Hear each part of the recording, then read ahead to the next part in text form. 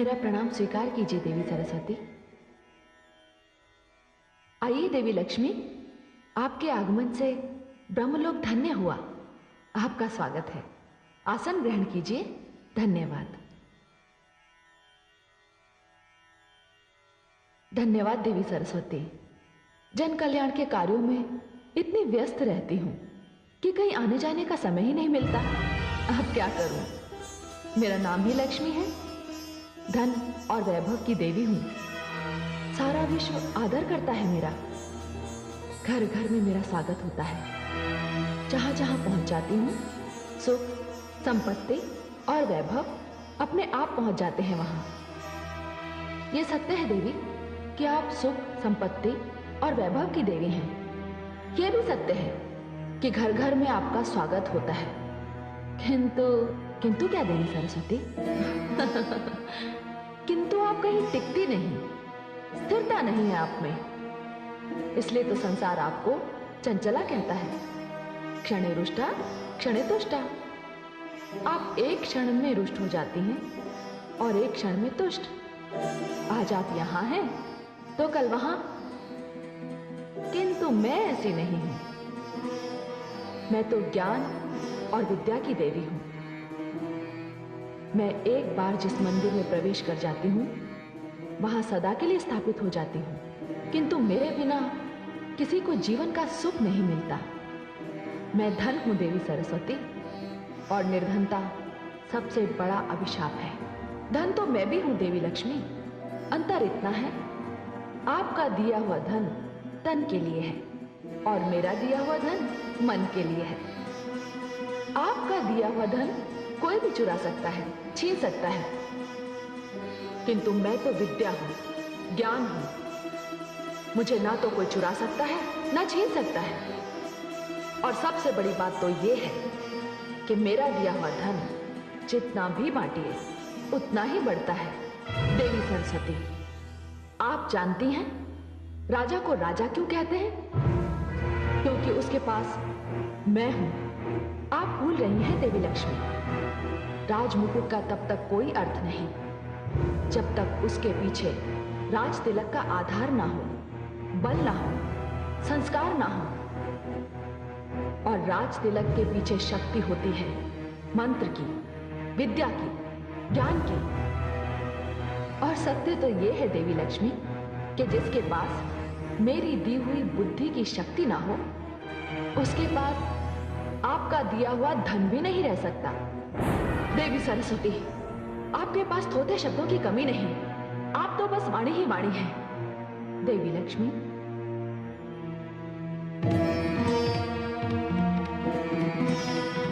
शब्द जब मंत्र बन जाता है तो उसमें दिव्यता आ जाती है।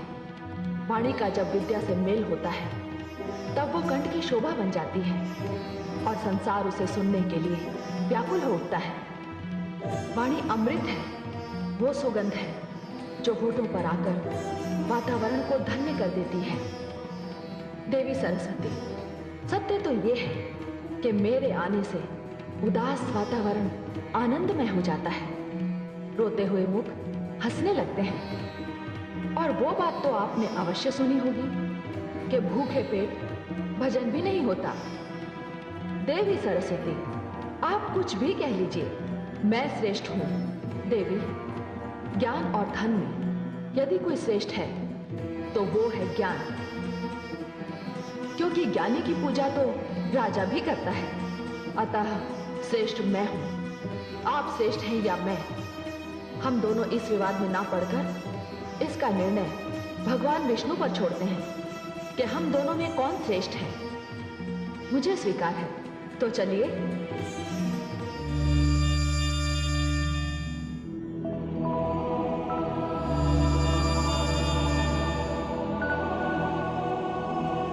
प्रणाम देवी सरस्वती।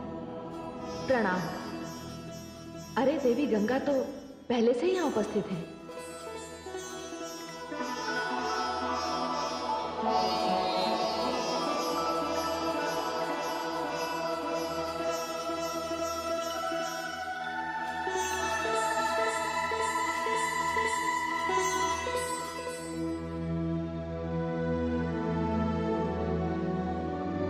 हे देवी लक्ष्मी, आप मुझे स्वयं यहां लेकर आई हैं। आपने मुझे आसन तक ग्रहण करने को नहीं कहा।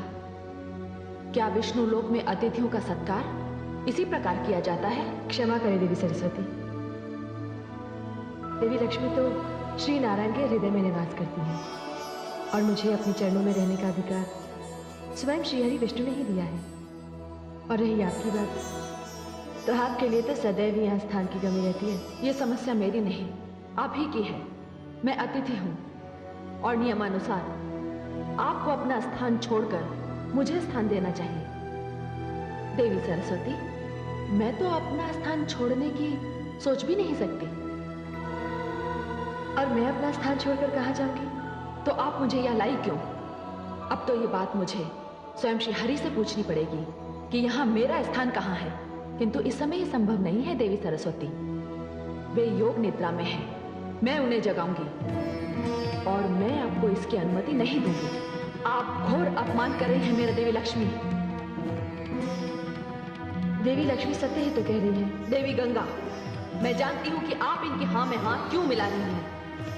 मैं ये भी भली भांति जानती हूं कि वो कौन है जो मेरे विरुद्ध आपके कान भरता रहता है। भला मेरे कान कौन भरेगा? देवी गंगे हो ना हो, देवी सरस्वती का संकेत मेरी ओर है।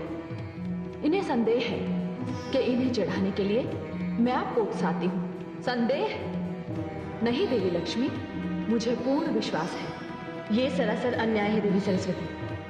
ये बात मैं भली भांति जानती हूँ कि आप भगवान श्री हरि विष्णु के चरणों में स्थान पाने के लिए सदैव ही व्याकुल रहती है। किंतु नीलकमल ने ये स्थान स्वयं मुझे दिया है और आप देवी लक्ष्मी से व्यर्थ ही रुष्ट हो रही है। गंगा सत्य कह रही है देवी सरस्वती। हाँ, गंगा तो सत्य ही कहेगी ना। मैं आप दोनों के षड्यंत्र को, इस अभिनय को भली भांति जानती हूँ। देखिए देवी सरस्वती, यदि आपके मन में देवी लक्ष्मी के लिए कोई दुराग्रह है तो कृपया मुझे क्षमा करें, मुझे व्यवहार में ना लाएं। गंगे, आपको व्यवहार में लाने की क्या आवश्यकता है मुझे? मैं स्वयं इतनी सक्षम हूं कि अपने ज्ञान से, अपनी बुद्धि से, अपनी योग्यता से एक दिन श्री हरि के चरणों में ही नहीं, हृदय में स्थान प्राप्त कर लूंगी। नहीं देवी सरस्वती, नहीं, वो दिन कभी नहीं आएगा। उनके हृदय में मेरा निवास है और कोई कितना भी शक्तिशाली क्यों ना हो, मुझे श्री हरि के हृदय से कोई नहीं निकाल सकता। अच्छा, तो आप मुझे चुनौती दे रही है देवी लक्ष्मी।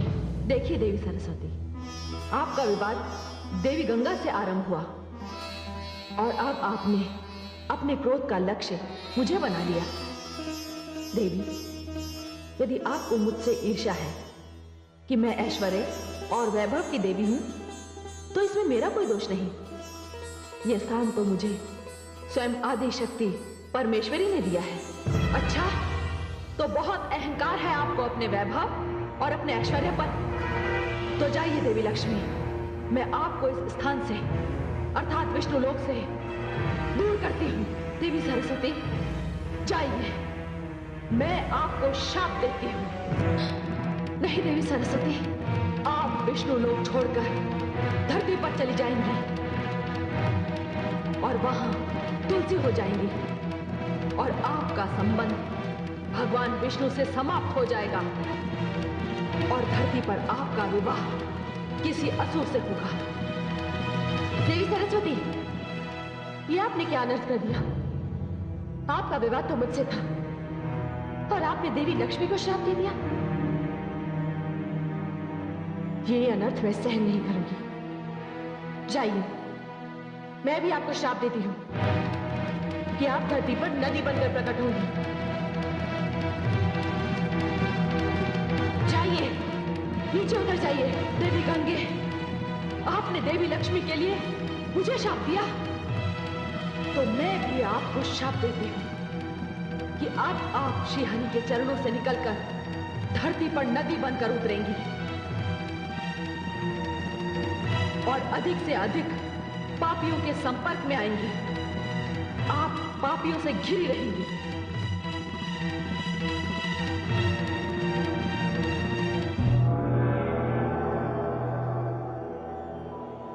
आदिशक्ति परमेश्वरी, ये क्या हो रहा है?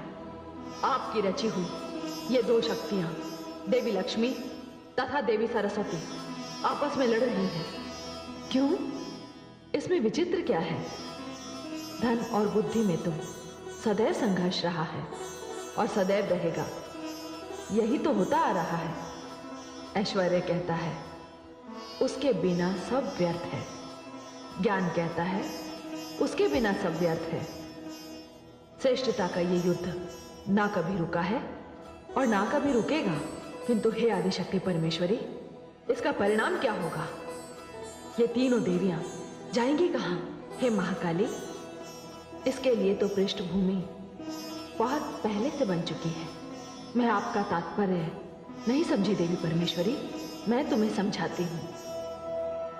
वो देखो, वन में एक राजा कितनी कठिन तपस्या कर रहा है। इस राजा का नाम है धर्मध्वज। ओम श्री लक्ष्मी देवाय नमः। ओम श्री लक्ष्मी देवाय नमः। ओम श्री लक्ष्मी देवाय नमः। ओम श्री लक्ष्मी देवाय नमः। ओम श्री लक्ष्मी देवाय नमः। ओम श्री लक्ष्मी देवाय नमः। ओम श्री लक्ष्मी देवाय नमः। ओम श्री लक्ष्मी देवाय नमः। ओम श्री लक्ष्मी देवाय नमः। ओम श्री लक्ष्मी देवाय नमः। ओम श्री लक्ष्मी देवाय नमः। ओम श्री लक्ष्मी देवाय नमः। हे देवी परमेश्वरी, ये तो देवी लक्ष्मी की तपस्या कर रहा है।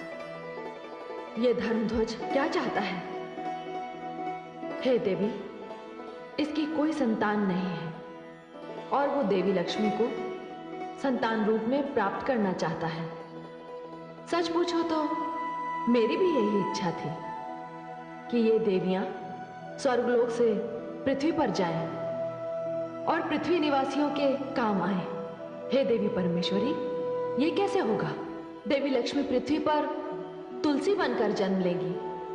देवी सरस्वती एक कल्याणकारी जलधारा के रूप में प्रकट होंगी और देवी गंगा को भागीरथ नाम का एक महान तपस्वी राजा धरती पर उतार कर ले जाएगा। हे देवी परमेश्वरी, यह सब आपकी इच्छा से हो रहा है। आपकी लीला अपरंपार है।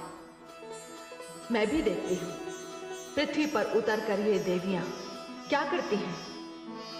किंतु इस समय तो देवी लक्ष्मी अपने शाप को लेकर बड़ी चिंतित हैं।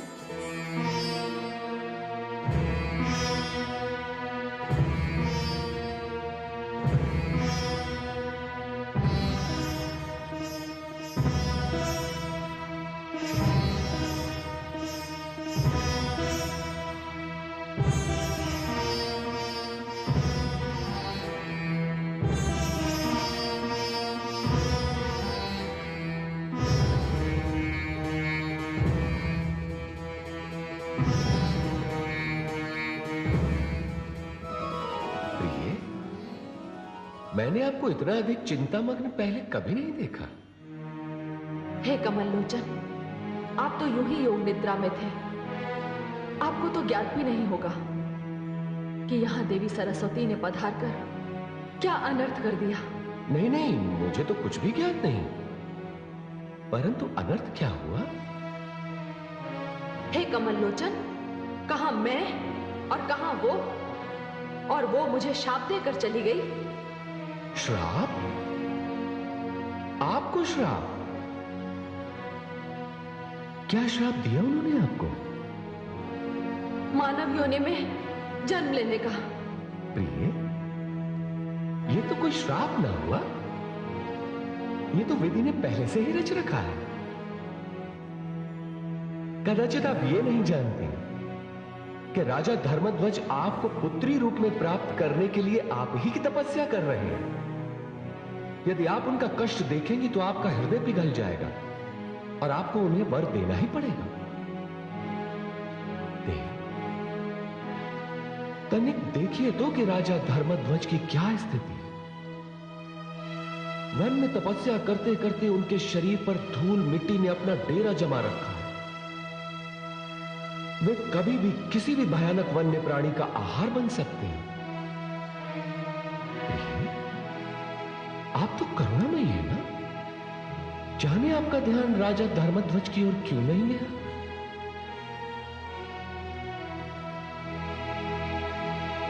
ओम श्री लक्ष्मी देवाय नमः। ओम श्री लक्ष्मी देवाय नमः। ओम श्री लक्ष्मी देवाय नमः। ओम श्री लक्ष्मी देवाय नमः। ओम श्री लक्ष्मी देवाय नमः। ओम श्री लक्ष्मी देवाय नमः।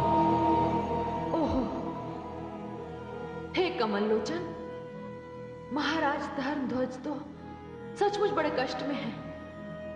उनकी ये दशा देखी नहीं जा रही है मुझसे।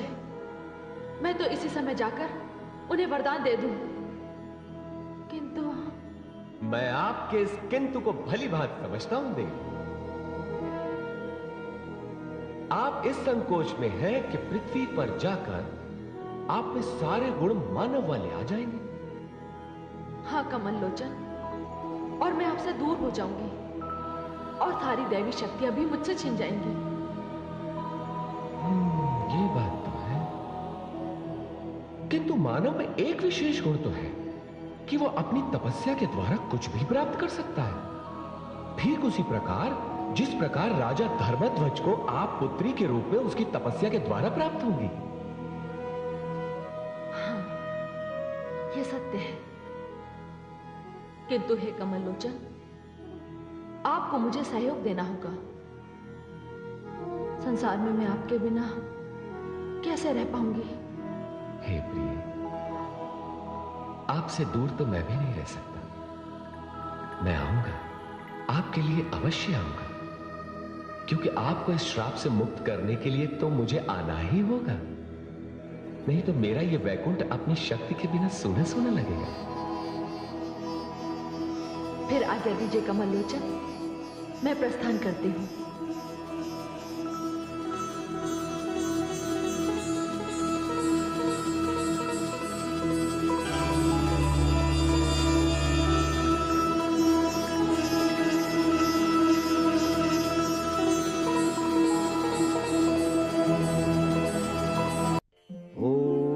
लक्ष्मी देवाय नमः। ओम श्री लक्ष्मी देवाय नमः। ओम श्री लक्ष्मी देवाय नमः। ओम श्री लक्ष्मी देवाय नमः। ओम श्री लक्ष्मी देवाय नमः। ओम श्री लक्ष्मी देवाय नमः। ओम श्री लक्ष्मी देवाय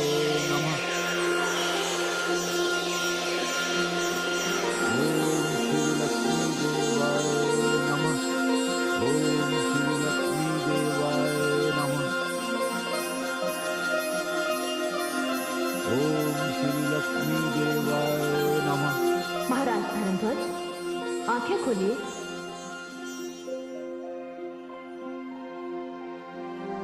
आपकी तपस्या पूरी हुई। हे राजन, मैं ऐश्वर्य तथा वैभव प्रदान करने वाली लक्ष्मी हूं। बताइए, आपकी क्या मनोकामना है?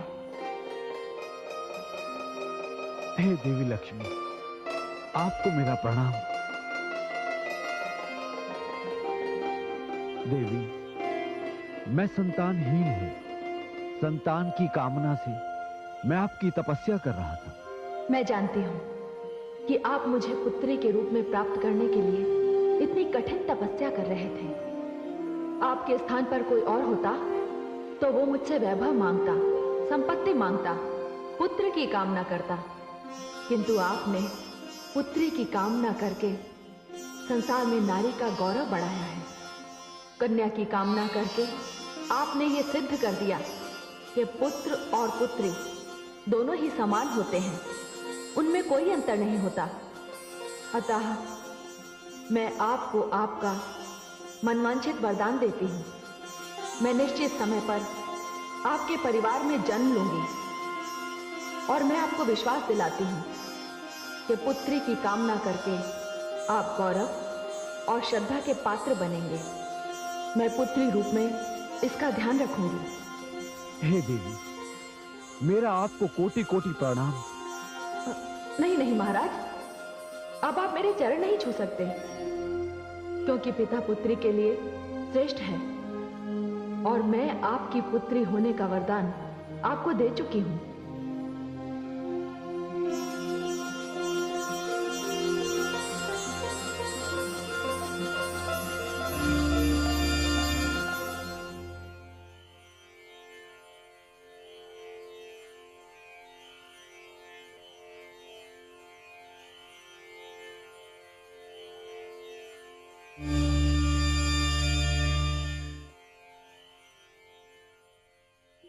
प्रणाम पद्मनाभ। देवी गंगे।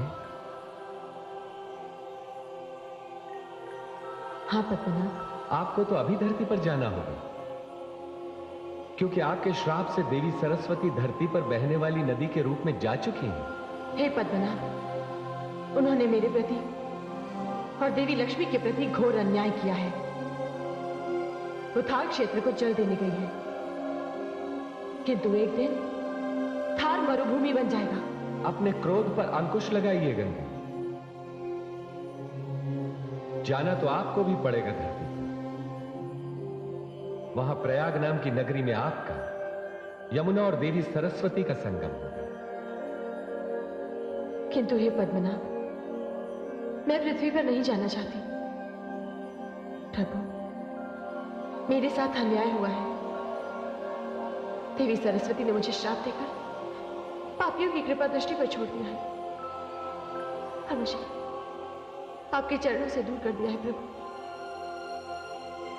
नहीं देवी गंगे, उन्होंने क्रोध में ही सही, किंतु आपको बहुत उच्च स्थान दिलवा दिया। उन्होंने तो आपको पापनाशिनी बना दिया। आपके स्पर्श मात्र से पापियों के पाप धुल जाएंगे। आपको धरती पर ले जाने की भूमिका बनने वाली है। मैं जानता हूं आप विष्णु लोक छोड़कर नहीं जाना चाहते, किंतु अब यह संभव नहीं। महादेवी लक्ष्मी धरती पर श्राप के अनुसार तुलसी के रूप में जन्म लेने का निर्णय कर चुकी है। आपको धरती पर जाना ही है।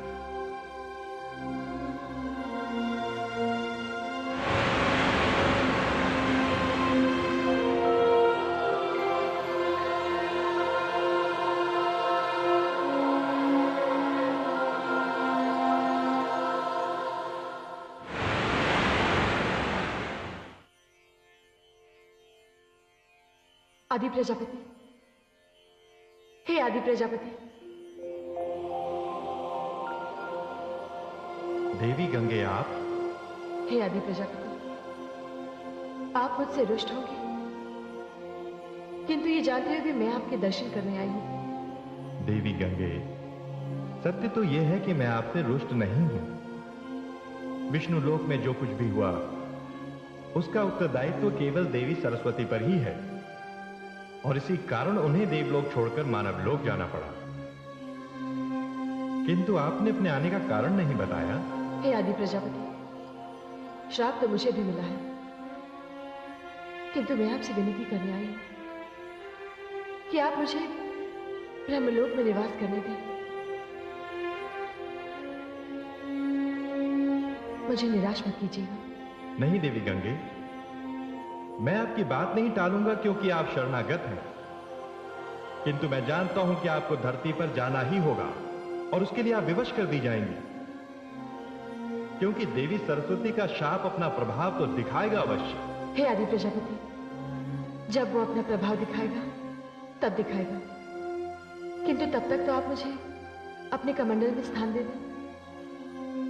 यदि आप विधाता से यह कहने आई हैं कि वो भविष्य नहीं जानता, तो मैं आपके भ्रम को नहीं तोड़ूंगा, किंतु होगा वही जो मैंने कह दिया। अब आइए और अपनी इच्छा पूर्ति हेतु इस कमंडल में प्रवेश कीजिए।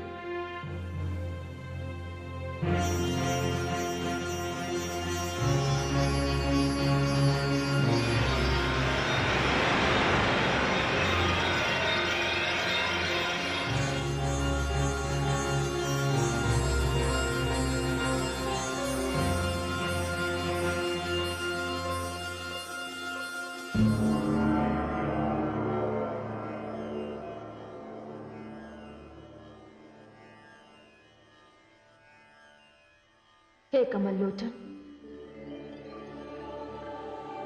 अब विदा का समय है।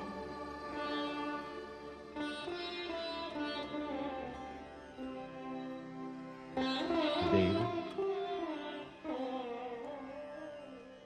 विधाता की यही योजना है कि मेरी और आपकी लीला सदैव चलती रहे।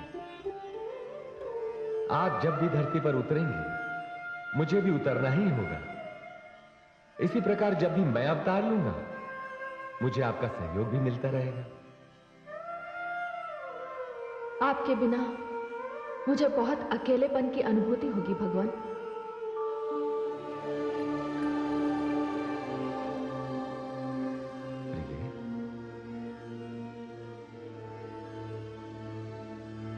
मैं और आप दो होकर भी एक ही, हमें अधिक समय तक एक दूसरे से अलग नहीं रखा जा सकता। हो सकता है यह भी विधाता की योजना का एक अंग हो। आज्ञा दीजिए भगवान।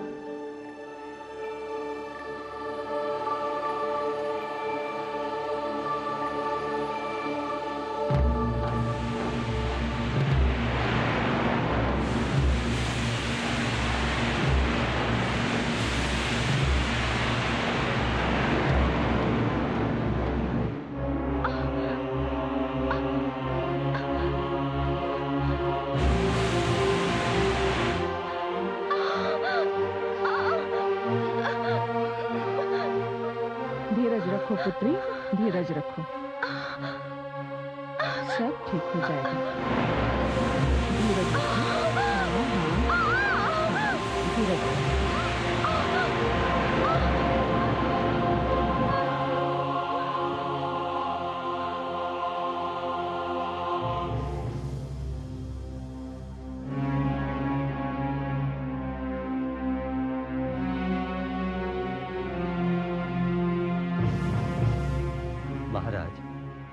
आप शांति से बैठ जाइए। आप इतने अधिक विचलित क्यों हैं? संतान के आने की अधीरता तो सबको होती है। महामंत्री जी, मेरे विचलित होने का कारण कुछ और ही है। मैंने वर्षों देवी लक्ष्मी की तपस्या की और उन्होंने मुझे वर दिया कि वो पुत्री रूप में मेरे कुल में जन्म लेंगे। किंतु चिंता का विषय तो यह है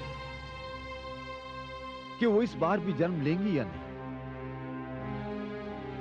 सच पूछिए महामंत्री जी, मैं पुत्र चाहता ही नहीं। महाराज, महाराज, बधाई हो महाराज, बधाई हो। एक कन्या रत्न ने जन्म लिया है। ओ धाई मां, ये लीजिए। कन्या रत्न ने नहीं, साक्षात देवी लक्ष्मी ने मेरे घर जन्म लिया है। मां, मैं आपके दर्शन करना चाहता हूं। माते, मैं आपके दर्शन के लिए आ रहा हूं। माते, माते, माते, माते, माते, माते, माते। मुझे क्षमा कर दीजिए माते। मैं एक साधारण मानव हूं। मैं इस संदेह में पड़ा हुआ था कि आप मुझे दर्शन देंगी या नहीं। मैं आभारी हूं, मैं आपका आभारी हूं। आपने मुझे धन्य कर दिया। महाराज, मैं हार गई और आप जीत गए।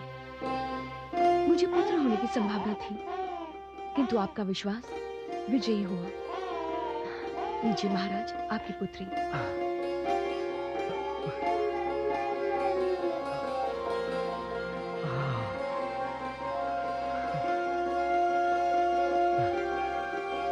संबंधों से तो आप मेरी पुत्री हैं, किंतु भावनाओं से आप मेरी माता हैं।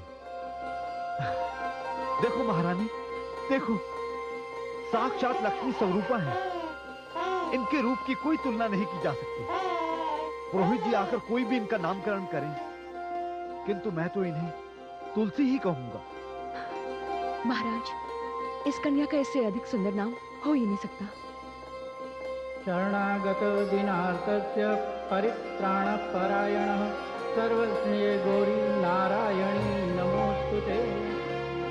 इस शुभ अवसर पर पूरे राजमहल में दीप उत्सव किया जाएगा, सारे नगर को सजाया जाएगा, सारी प्रजा को राज के समारोह में आमंत्रित किया जाएगा। हे माता, आपका इस महल में स्वागत है। आपने मुझे धन्य कर दिया। हे देवी परमेश्वरी, देवी लक्ष्मी ने तो धर्मध्वज के घर में जन्म ले लिया।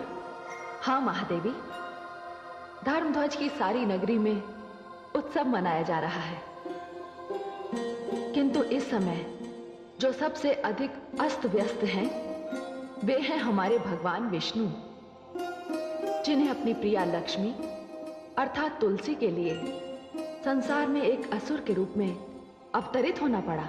क्या? हाँ महादेवी, जिस प्रकार धर्मध्वज के महल में तथा नगरी में कन्या के जन्म का उत्सव चल रहा है, उसी प्रकार दानवों की एक नगरी में दानव कुमार शंखचूड़ के जन्म का उत्सव भी मनाया जा रहा है। हे देवी परमेश्वरी, ये दानव कुमार शंखचूड़ कौन है? महादेवी, ये दानवों का भावी सम्राट है। ये भगवान श्री विष्णु का अंशावतार है। किंतु हे देवी परमेश्वरी, दानवों में ये अंशावतार क्यों? हे महादेवी, इसमें भी कोई ना कोई मानव कल्याण की भावना छुपी होगी, और मानव कल्याण के लिए भगवान श्री विष्णु कोई भी रूप धारण कर सकते हैं। यदि वे वाराह बन सकते हैं, मत्स्य बन सकते हैं, तो दानव क्यों नहीं बन सकते? हे देवी परमेश्वरी, आपके भेद आप ही जाने।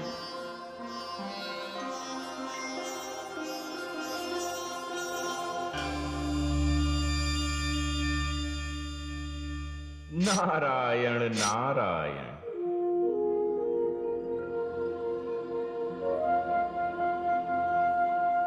नारद का प्रणाम स्वीकार हो प्रभु।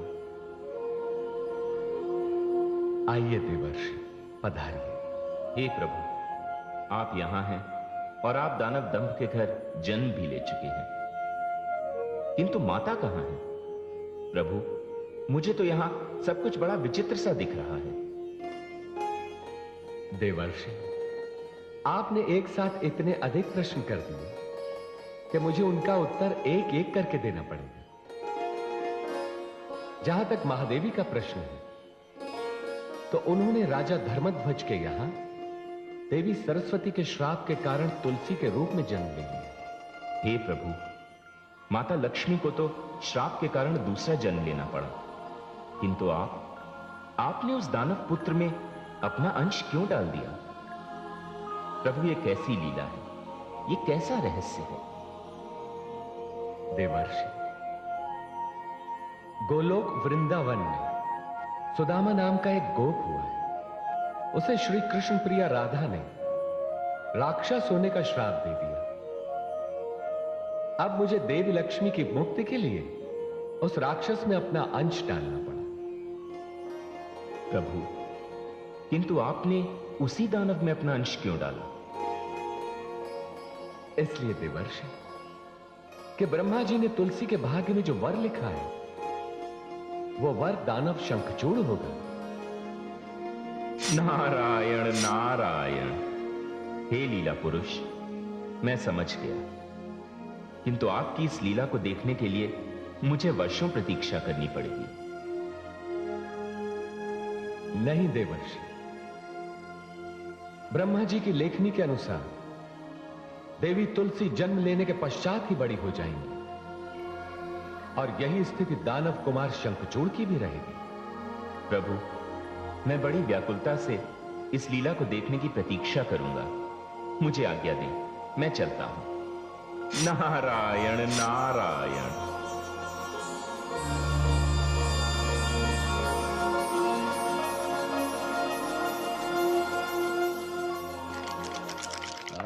ये महाराज, महाराज, महाराज। महारानी, आप चाहे कुशल तो है ना?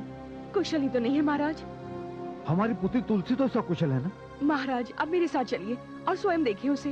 अब बताइए ना क्या हुआ है।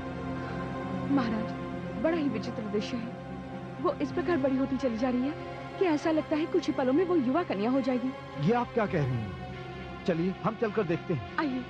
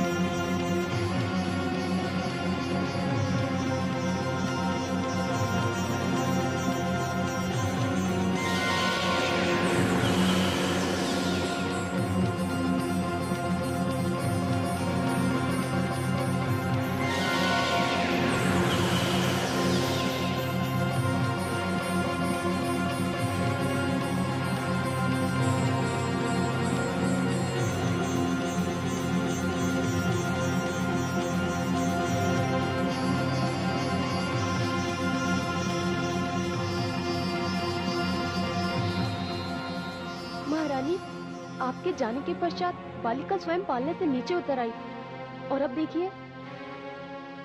आप रुक जाओ।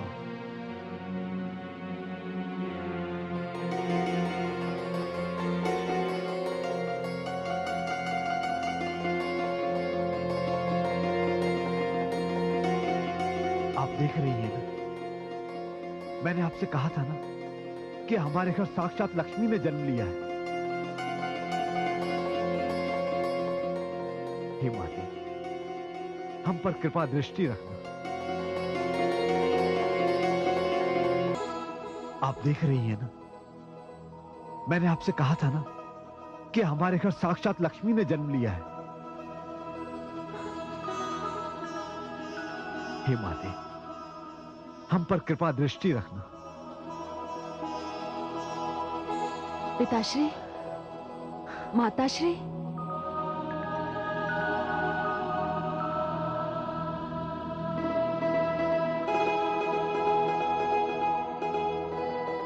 आयुष्मती भाव। आयुष्मती भाव। आप मेरे माता पिता हैं, मेरे जन्मदाता हैं। मेरे साथ ये जो कुछ भी हुआ, इसका रहस्य तो मैं भी नहीं जानती। पुत्री, तुमने बाल्यकाल से युवा काल की अवस्था कुछ ही पलों में तय कर ली। तुम्हारे साथ तो कितना बड़ा चमत्कार हुआ है। मेरा तो हृदय कांप रहा है। अब इसमें तो मेरा कोई दोष नहीं, फिर आप मुझसे भयभीत क्यों हैं? माता यदि संतान से भयभीत होगी तो संतान कहां जाएगी? नहीं नहीं मेरी पुत्री, मैं तो इसलिए घबरा गई कि वर्षों की तपस्या के पश्चात तो तुझे प्राप्त किया हमने। यदि तुझे कुछ हो जाता तो। माते, इस समय मेरे हृदय में न जाने क्यों भगवान श्री विष्णु के दर्शन की इच्छा हो रही है। पुत्री, ये तो बहुत ही स्वाभाविक है। क्या स्वाभाविक है पिताश्री? अभी कुछ ही समय पहले मैंने जन्म लिया, देखते देखते ही मैं युवा हो गई, और अब भगवान श्री विष्णु के दर्शन की इच्छा मन में क्यों उत्पन्न हुई, मैं ये भी नहीं जानती। पुत्री, ये तो बहुत ही पावन इच्छा है। चलो, मैं तुम्हें अभी विष्णु मंदिर ले चलता हूं। आओ। महारानी, आप राजकुमारी का श्रृंगार करें और मैं राजकुमारी के विष्णु दर्शन का प्रबंध करता हूं। आओ पुत्री। प्रणाम पिताश्री।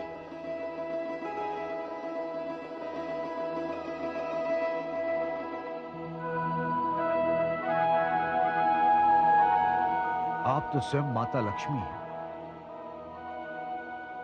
तो आपके मन में भगवान विष्णु के दर्शन की इच्छा तो होगी ही। आप जैसी पुत्री का पिता होने के नाते अब मैं इस उलझन में पड़ गया हूं कि आपके लिए वर कैसे ढूंढूंगा।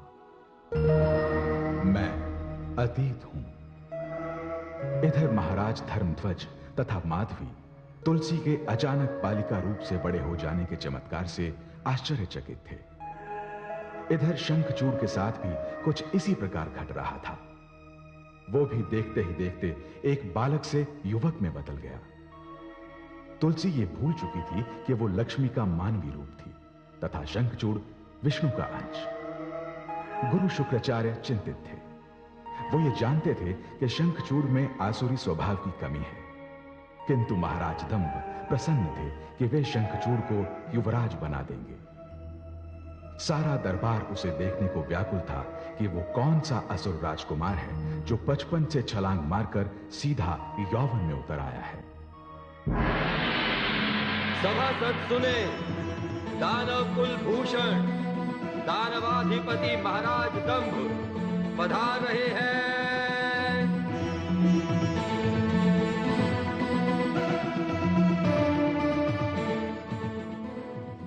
आप सब अपना अपना स्थान ग्रहण कीजिए।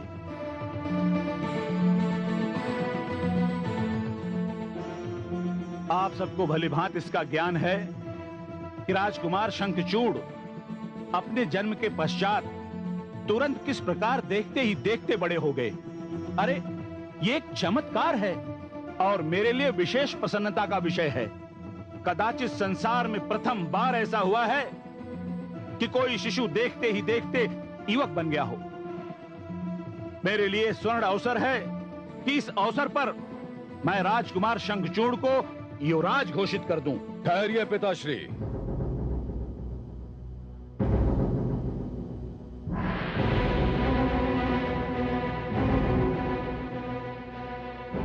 ठहरिए। राजकुमार शंखचूड़ की, राजकुमार शंखचूड़ की, राजकुमार शंखचूड़ की, राजकुमार शंखचूड़ की, राजकुमार शंखचूड़ की, राजकुमार शंखचूड़ की, राजकुमार शंखचूड़ की, राजकुमार शंखचूड़ की, राजकुमार शंखचूड़ की।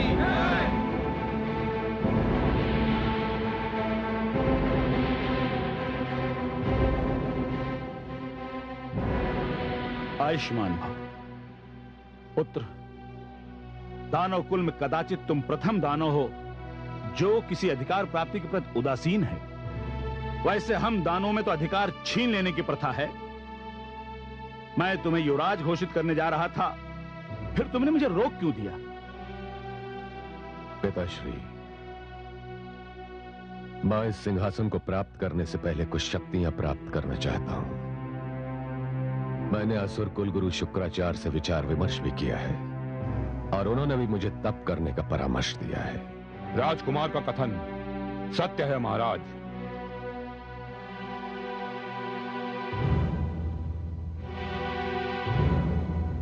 प्रणाम गुरुदेव।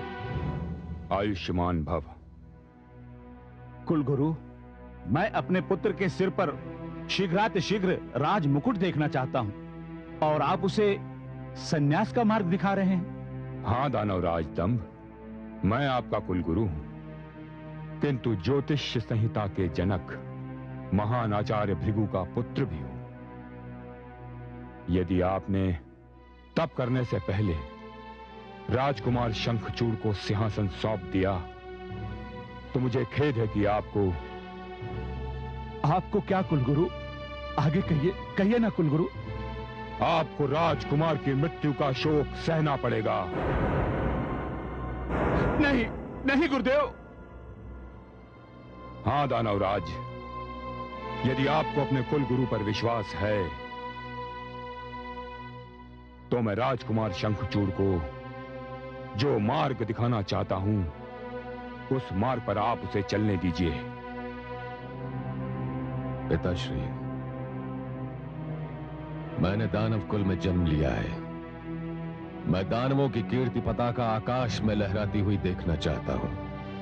कुछ ऐसा करना चाहता हूं जिस पर आप गर्व कर सकें। ये सब तो ठीक है पुत्र, किंतु महाराज, अब किंतु और परंतु का समय नहीं है। यह निर्णय की घड़ी है। राजकुमार को इसी मुहूर्त में तब के लिए जाना चाहिए।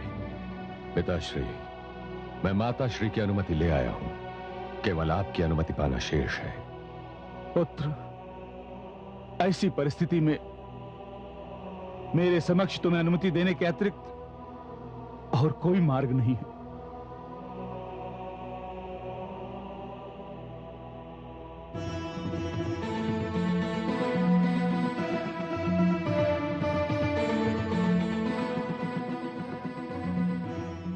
चलिए राजकुमार,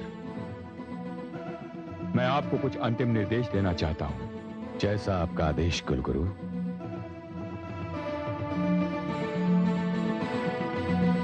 राजकुमार शंखचूड़ की, गुरुदेव शुक्राचार्य की, राजकुमार शंखचूड़ की, गुरुदेव शुक्राचार्य की, राजकुमार शंखचूड़ की, गुरुदेव शुक्राचार्य की, राजकुमार शंखचूड़ की, गुरुदेव शुक्राचार्य की।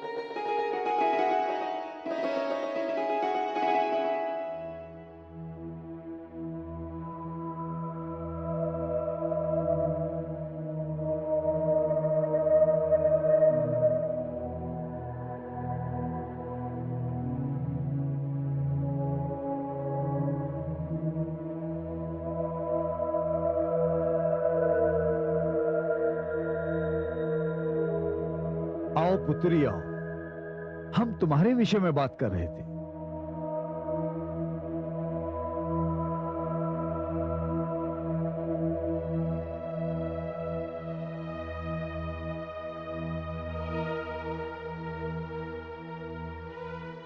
क्या बात है, आज हमारी पुत्री चिंतामग्न है? नहीं पिताश्री, मैं तो विचार मग्न हूं। हाँ, मैं आप दोनों को अवश्य ही चिंतामग्न करने आई हूं। क्या बात है पुत्री? मेरे मन में नारायण को ढूंढने की, उन्हें पाने की इच्छा घर करती जा रही है। मैं ये राजसुख त्याग कर हिमालय पर तपस्या करने जाना चाहती हूँ। ये तूने क्या कह दिया पुत्री? तुम्हें हमारे यहाँ कौन सा कष्ट है जिसके निवारण के लिए तुम नारायण का तप करने जाना चाहती हो? माताश्री, मुझे यहाँ कोई कष्ट नहीं, और आप जैसे माता पिता तो संसार में विरलों को ही प्राप्त होते हैं,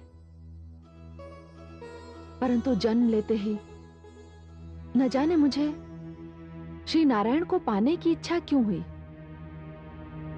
मुझे उनके दर्शन के बिना कुछ भी अच्छा नहीं लगता।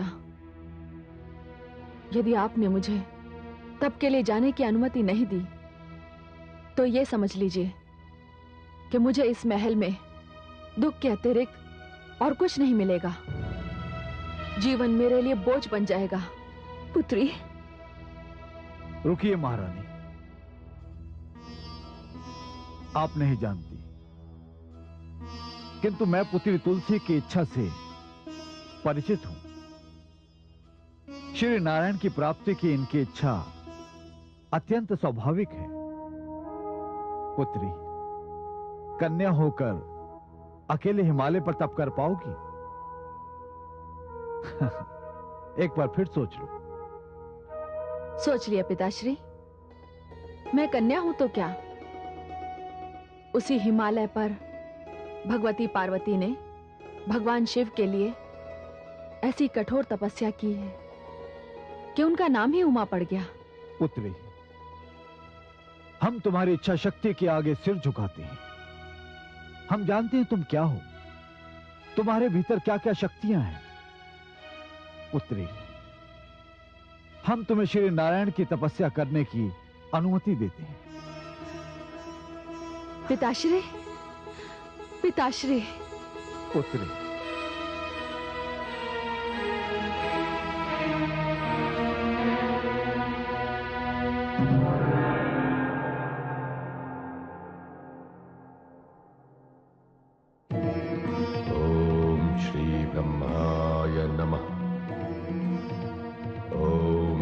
ब्रह्मदेवाय नमः।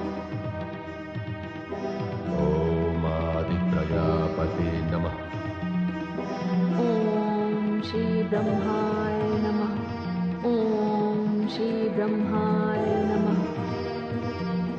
ओम श्री ब्रह्माय नमः। ओम श्री ब्रह्माय नमः।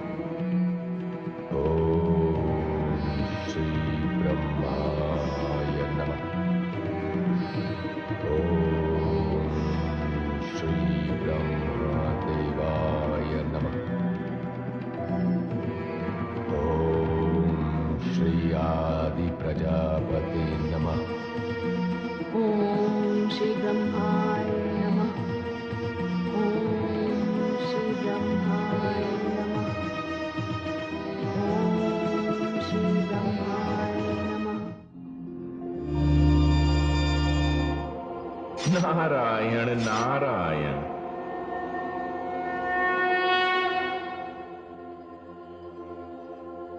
आइए देवर्षि, कैसे आना हो? हे प्रभु, एक जिज्ञासा, एक उत्कंठा मुझे आपके पास खींच लाई है। प्रभु, ये आपकी कैसी लीला है कि हिमालय पर देवी तुलसी और दानव पुत्र शंखचूड़ दोनों एक ही आराध्य भगवान ब्रह्मा को प्रसन्न करने के लिए घोर तपस्या कर रहे हैं। ये बड़ी अद्भुत घटना है प्रभु। ये घटना आगे कौन सा मोड़ लेने वाली है? देवर्षि, ये घटना कौन सा मोड़ लेगी ये तो विधाता ही जाने। पर विधाता ने भविष्य के गर्भ में क्या छिपा रखा है, उसे वर्तमान में जानने का प्रयास क्या उचित होगा? कथा का रोमांच इसी में है कि उसका अंत ज्ञात ना हो। हे लीला पुरुष, धन्य हैं आप, आदि और अंत सबके सर्वज्ञ, फिर भी सबसे तटस्थ। मुझे आज्ञा दे प्रभु। नारायण नारायण।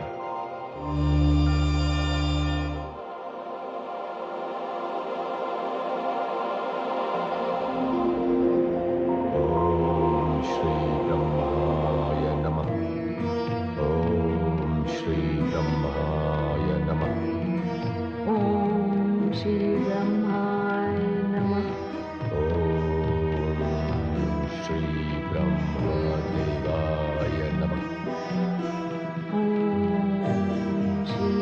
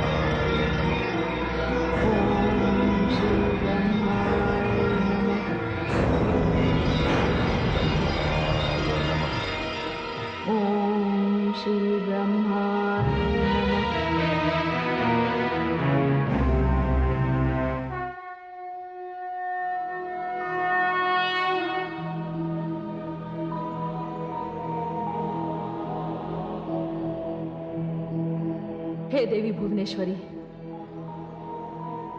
हे पराशक्ति, यदि आदि प्रजापति ने देवी तुलसी को दर्शन नहीं दिए तो उनके प्राण संकट में पड़ जाएंगे।